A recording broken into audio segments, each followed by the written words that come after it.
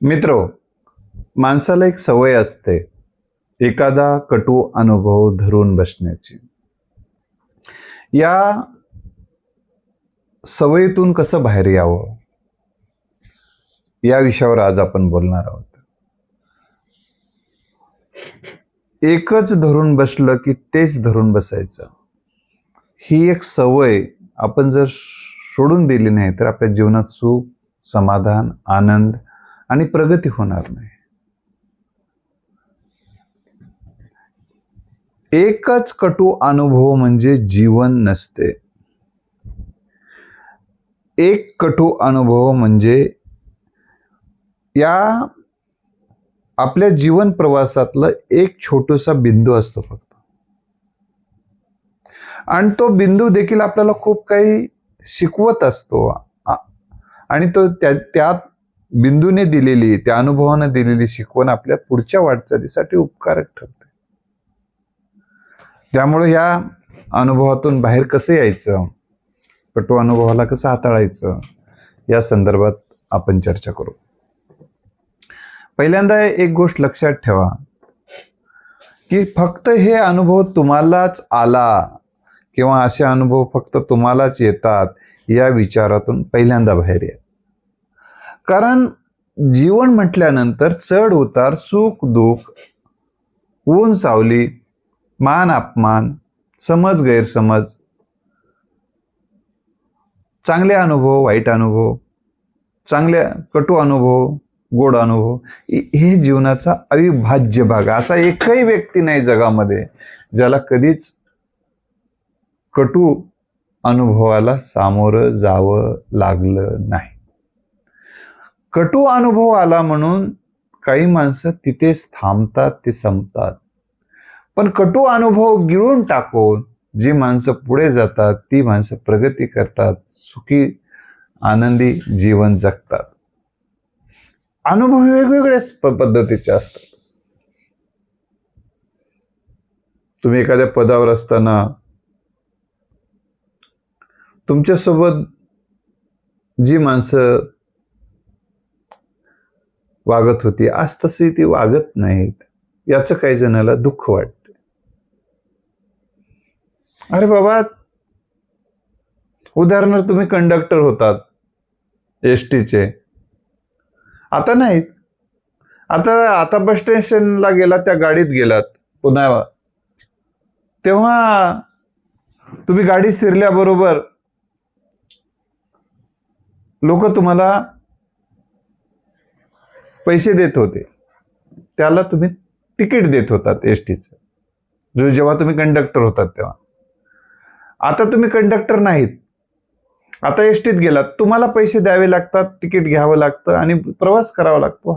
आता कारण तुम्ही प्रवासी आहात, तेव्हा तुम्ही कंडक्टर होतात, ही गोष्ट तुम्ही तेव्हा आता काय अपेक्षा करायलात, आता मी कंडक्टर होतो तेव्हा लोक कसे पैसे देत होते, आता देण्यात, हे जी अपेक्षा आहे ही अतिशय अवास्तव अपेक्षा आहे. त्यावेळी तुम्ही त्यांना प्रवासासाठीच तिकीट देत होतात, आता देऊ शकता का? नाही देऊ शकत. मग आता त्यांनी तुम्हाला पैसे का द्यावेत? असंच असतं जीवनाचं. म्हणून कधीही आपण आता कोणत्या भूमिकेत आहोत हा विचार तुम्ही करायला पाहिजे. आणि लोक तुमच्या मनासारखं कधी जगत नाहीत, ही गोष्ट लक्षात ठेवा. तुम्हाला जे अनुभव येतात ना, तुम्हाला ते कटू अनुभव का वाटते? तो अनुभव कटू यासाठी वाटते, तुमचा तो अपेक्षा भंग करणारा ठरलेला आहे. आणि तुम्ही जी अपेक्षा केली होती, त्या अपेक्षेच्या उलटा अनुभव तुम्हाला आल्यामुळे तो तुम्हाला कटू अनुभव वाटतो. पण तुम्ही जर माणसं अशीच वागतात आणि ते त्यांच्या स्वभावानुसार, त्यांच्या संस्कारानुसार, त्यांना जे काही वाटते त्यानुसार वागत असतात माणसं, त्यामुळं त्यांनी कसं, प्रत्येकाच्या तुम्ही मागे लागणार आहात का? प्रत्येकाला मागे लागणार का? यानं चांगलं वागावं, त्यानं चांगलं वागावं, त्यानं चांगले अनुभव द्यावं, यानं चांगले अनुभव द्यावं, असं फिरत बसू नका तुम्ही. लोक लोकांच्या पद्धतीने वागतात, लोकांना लोकांच्या पद्धतीने वागू द्या, तुम्ही तुमच्या पद्धतीने वागा. त्यांचा त्यांचा मार्ग आहे, तुमचा तुमचा मार्ग आहे. एकाच रस्त्यावर जात असताना रस्ता आहेच ना, त्या रस्त्यावरही जागा आहे तुम्हाला वाटचाल करायला. त्यामुळे तुमचं तुम्ही वाटचाल करा ना, पायात पाय कशाला घालत बसतो तुम्ही. हा विचार तुम्ही करून तुम्हाला वाटचाल करावं लागेल. आणि तुम्हालाच अनुभव येतात असं नाही, कटू अनुभव प्रत्येकालाच येतात कमी अधिक प्रमाणामध्ये. कधी तुम्हाला दुसऱ्यांकडून कटू अनुभव येतात किंवा तसेच तुमच्याकडून दुसऱ्याला कटू अनुभव वाटतात. एखाद्याचं काम, एखाद्यानं तुम्हाला उष्णे पैसे मागितले, तुम्ही देऊ शकता का प्रत्येक वेळी? नाही देऊ शकत. मग तुम्हाला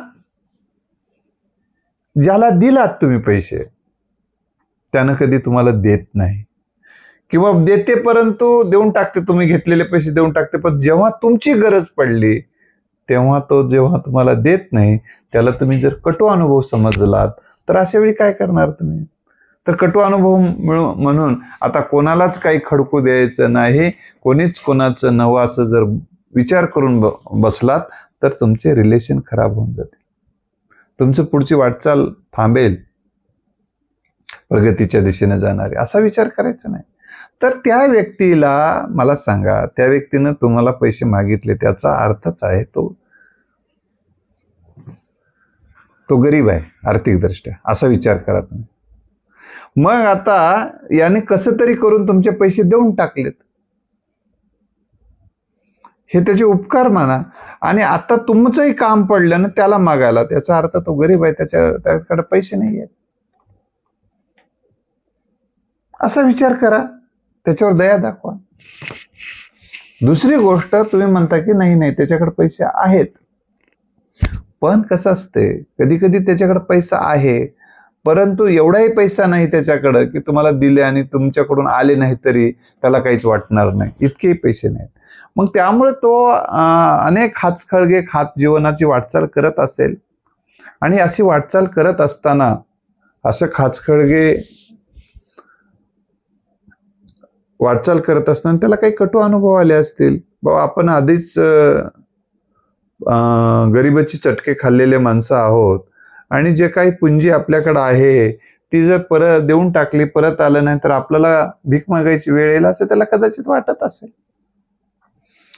त्याला का वाटू नये, त्याच्या अनुभवानुसार माणसाला वाटत असते. जसे अनुभव तसे मतं बनतात माणसाचे. त्यामुळे त्याच्या मागे न लागता भारतामध्ये काही संख्या किती आहे तर जून 2024 नुसार 144 कोटी या देशामध्ये लोक आहेत. याचा विचार तुम्ही करा आणि दुसऱ्या व्यक्तीकडून तुम्ही त्याचा शोध घ्या आणि मग तुम्ही वाटचाल चांगली करू शकता. हा एक पर्याय शोधा. कटू अनुभवातून बाहेर यायचं असेल तर पर्याय शोधा, पर्यायी विचार करा, पर्यायी व्यक्तीचा विचार करा, त्याला क्षमा करून टाका, त्याच्यावर दया दाखवा, त्याची नाईलाज आहे असं समजा आणि पुढे जा. हा एक महत्वाचा मुद्दा. Try to forgive yourself and other person. तुम्ही स्वतःलाही क्षमा करा आणि त्यालाही करा. कारण तुम्ही यासाठी क्षमा करा स्वतःला की तुमच्यावर पैसे मागण्याची वेळ आलेली आहे आणि जर तुमचं योग्य नियोजन असलं असतं, तुम्ही जर एखादं आर्थिक विकासाचं काम हातात घेऊन रात्रंदिवस जर दिले असते तर ही तुमच्यावर वेळ आली नसती. असा विचार करा. तुम्ही स्वतःला माफ करा. आणि त्याच्या काही अडचणी असतील त्यामुळे ते दिल्या नसेल तर त्यालाही माफ करून टाका. त्याच्या मनात सुडाची भावना ठेवू नका. त्याचबरोबर बोध घ्या, ही आपल्यावर का वेळ आलेली आहे तर आपण आर्थिक विकासावर फोकस केलं नसल्यामुळे वेळ आलेली आहे. बचतीवर आपण फोकस केलं नाही, गुंतवणुकीवर आपण फोकस केलं नाही, पैसे कमवण्यावर आपण कमवण्यावर फोकस केलं नाही म्हणून वेळ आली. आता यापासून एक बोध घ्या आणि या दिशेनं आता वाटचाल करायला सुरुवात करा. त्याच ती आठवण ठेवून त्यानं तवा दिलं नाही, त्यानं तवा दिलं नाही, यातून बाहेर या.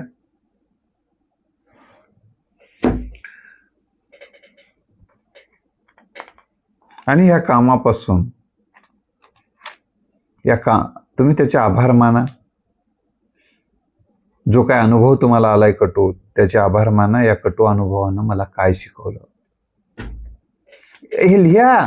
या कटू, तुम्हाला जो कोणताही कटू अनुभव असेल, या कटू अनुभवाने मला काय शिकविले हा प्रश्न स्वतःला विचारा.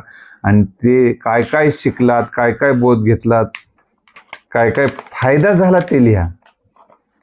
आणि आभार माना त्या व्यक्तीची कटू अनुभव देणाऱ्या. आणि यातून बाहेर पडण्याचा हा एक मार्ग आहे, बोध घेणे त्यापासून. दुसरी गोष्ट, पुन्हा आता सावधगिरी बाळगा, सतर्क राहा आणि पुढची वाटचाल करायला शिका. त्याचबरोबर ही कटू अनुभव सहन करण्यासाठी माणसाला मानसिकदृष्ट्या माणूस जेव्हा दुबळा पोहतो ना, जी माणसं मानसिकदृष्ट्या दुबळी असतात, शारीरिकदृष्ट्या दुबळी असतात, भावनिकदृष्ट्या दुबळी असतात, त्या माणसांना कटू अनुभव सहन होत नाहीत. मग ते व्याकुळ होतात. मग शारीरिकदृष्ट्या, मानसिकदृष्ट्या, बौद्धिकदृष्ट्या, भावनिकदृष्ट्या माणसानं सक्षम बनणं ह्या कटू अनुभवाला हाताळण्याचा एक उपाय. म्हणून एक्सरसाइज करा, व्यायाम करा, योगासन करा, प्राणायाम करा, ध्यान करा, फिरायला जा. यातून तुमची शारीरिक, मानसिक, भावनिक जडणघडण होणारं जे काही करा. भावनिक विकासासाठी प्रेम, बंधुत्व, क्षमा, दया, शांती, परोपकार, मनाची विशालता वाढवा. मग तुम्ही या कटू अनुभवच नाही असं तुम्हाला वाटेल.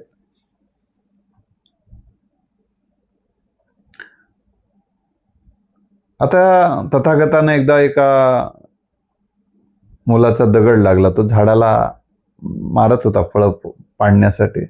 तो तथागताला लागला. ही गोष्ट सांगितली जाते, ती मी सांगत आहे फक्त. तर डोळ्यातून अश्रू येऊ लागले. तो मुलगा आला आणि माफी मागू लागला तथागतांची. तेव्हा तथागत म्हणाले की माफी मागण्याचं काही कारण नाही. तू त्या झाडाला दगड मारला, झाडाने तुला फळ दिलं. तोच दगड मला लागला, परंतु मी काही देऊ शकत नाही. म्हणून त्या व्यक्तीला त्यानं काही दिलं नाही असा विचार न करता, त्यालाच मी काहीतरी देऊ शकलो नाही असा विचार जर करायला लागलात, तर तुम्हाला असा व्यापक विचार करायला लागलात तर त्यातून बाहेर येऊ शकता. आणि तुम्हाला जे समुपदेशकाचा सल्ला घ्या, कटू अनुभवातून कसं यावं, तुमचे जे काही ज्याच्यावर श्रद्धा आहे ते, तुमचे जे काही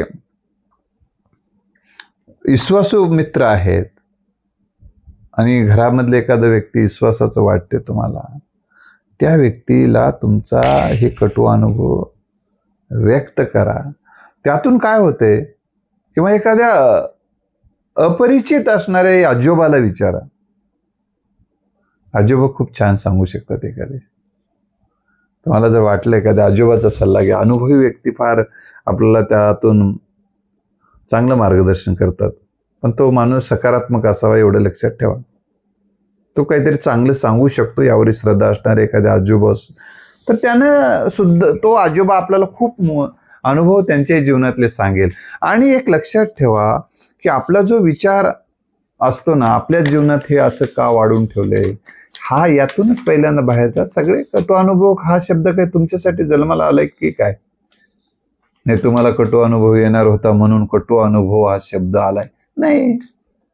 हे पूर्वी आलेलंच आहे. आता अनेकांना येतात, पुढे अनेकांना येतच राहतील. त्यामुळं आपण जे काही सेल्फ सेंटर राहतो, नेहमी स्वार्थी राहतो आपण सातत्यानं. कुठल्याही विषयाचा स्वार्थ, मजासाठीच का, मलाच का, माझ्यासोबत असं का वागतात, मज म्हणण्यामध्ये आयुष्य वाया चाललंय. तर सगळ्यालाच येतात हे अनुभव. जर असेल तर तुम्हाला फोकस करा की तुमच्या आता वर्तमानावर. तुम्ही focus on the present moment, या क्षणावर लक्ष केंद्रित करून आत्ता जे तुम्ही जी काही वाटचाल सुरू केली आहे त्यावर फोकस करा. आणि आयुष्यात असा एक विचार करा, जीवन अनुभव समृद्ध जीवन जर तुम्हाला एखाद्याला कसं म्हणतात माणसाला, हा माणूस फार अनुभव समृद्ध आहे. म्हणजे काय, फक्त त्याला गोड अनुभव आहेत असं आहे का? नाही. तर एखादा व्यक्ती इतके सगळे कटू गोड अनुभव घेऊनही जीवनामध्ये संतुलित पद्धतीनं वाटचाल आजही करतोय, यशस्वी होतोय. हे यातून तुमची लोक प्रेरणा घेतील, प्रोत्साहन घेतील तुमच्याकडून आणि तुम्हाला एक आदर्श मानतील. काही काही माणसं आता बघा, निवडणुकीमध्ये उभे राहतात. निवडणुकीला उभे राहिल्यानंतर त्या मतदारसंघामध्ये त्यांचा पराभव झाला, तर हे पराभव होणं हा त्यांच्यासाठी कटू अनुभव असतो. अनेका जणांनी मतदान देतो म्हणलेले असते, दिलेले नसतात. काही जणांनी पैसे घेऊनही दिलेले नसतात. अशामुळं त्या माणसाला धोका बसतो असं त्याला वाटते आणि मग तो माणूस एक खंत बाळगत जगतो. किंवा कधी कधी त्यांना असंही मत आहे की बाबा मी कर्तबगार आहे, मी चांगला आहे, लोकही मला चांगलं म्हणतात, माझ्यापेक्षा तो आमदार अतिशय कमी कौशल्य असणारा, अतिशय कमी शहाणपण असणारा, कमी ज्ञान असणारा, हे सगळं आहे, लोकांना हे कळलं नाही. हिरा टाकून देऊन दगड हातात घेऊन बसलेत, अशा पद्धतीने विचार करून खंत बाळगत काही माणसं असतात. अशा वेळी काय, अशाही वेळी खंत न बाळगता काही माणसं काय करतात, पुन्हाच जिथं हरवलंय तिथं शोधतात. एक आमदार निवडणुकीमध्ये पडला आणि मग तो त्यांच्यासाठी कटू अनुभव होता. खूप चांगला माणूस पडला आणि तो त्याच्यासाठी खूप कटू अनुभव होता. मग असाच एक आमदार पडला, तोही चांगला माणूस होता, सगळं होतं. 2 आमदाराची ही गोष्ट मी तुम्हाला सांगतो. आणि मग एका आमदाराने विचार केला की हे मतदारसंघातले लोक बेखूब आहेत, यांच्याशी बोलणं नको, भेटणं नको, सगळं सोडून देऊ यांच्याकडून, बस शांत राहू म्हणला 5 वर्षाचा. तिथले सगळे नंबर डिलीट करून टाकून दिला मोबाईल मधले. त्या मतदारसंघातून कोणी आलं म्हणलं भेटणं बंद आहे, त्यांच्याशी बोलणं बंद, नकोच, आता नकोच तुमचं, 5 वर्ष काहीच करायचं, तुमचं तोंडच बघणं म्हणला 5 वर्षाचा. दुसरा आमदार निवडणुकीत पडल्यानंतर तो त्याच मतदारसंघात परत परत जाऊन लोकांना माझं काय चुकलं मला सांगा, मी दुरुस्त करतो. माझ्यावर कोणावरचा राग होता मला माहित नाही का, माझ्यावर राग असेल तर मी क्षमा मागतो आणि चुका काय झाल्या ते सांगा, मी दुरुस्त करून घेतो, असं तो आमदार म्हणाला. लोकांना वाटलं एवढा मोठा माणूस अशा पद्धतीनं, इतक्या व्यापक पद्धतीनं, अरे हा माणूस म्हणतोय माझ्या काय चुका झाल्या सांगा, मी दुरुस्त करतो. एवढा मोठा माणूस, आपण तर कोणाला लात मारली लागली तरी मी कुठेला मारलो रे म्हणतो. एवढंच इतका विशाल कार्य असणारा माणूस एवढा विचार करतो की माझं काय चुकलंय सांगा, मी दुरुस्त करतो म्हणतोय. असं काही लोकांच्या डोळ्यात पाणी यायला लागलं. आणि मग लोक म्हटले की अरे आपण चूक केली मोठी, आता यानंतर अशी चूक आयुष्यात करायची नाही. म्हणजे हे लक्षात ठेवा,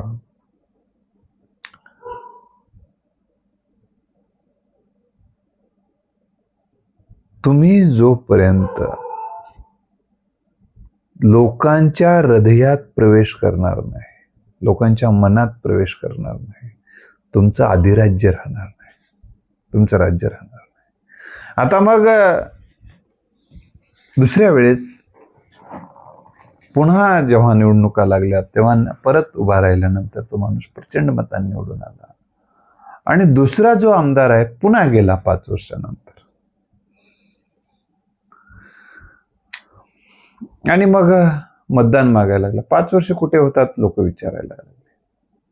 म्हणजे जो निवडून आलेला मग परत पराभव परत, आणि दुसरा जो सकारात्मक होता, लोकांशी भेटला, जाऊन सांगितलं माझं काय चुकलंय सांगा मी दुरुस्त करतो, तो निवडून आला. म्हणजे निवडून आलेल्या माणसानं जिथं हरवलं होतं तिथंच शोधलं, आणि जो पराभूत झालेला होता जिथं हरवलं तिथं न शोधता दुसरीकडेच 5 वर्ष शोधत बसला आणि परत पुन्हा त्याच लोकांकडे गेला, अशामुळे होत नसतं. त्यामुळं आयुष्यात लक्षात घ्या, कटू अनुभवाला गोड अनुभवात रूपांतर करण्यासाठी त्याच व्यक्तीकडे तुम्हाला परत जावं लागेल, तरच तुम्ही ती कटू अनुभवाचं गोड अनुभवात रूपांतर करू शकता.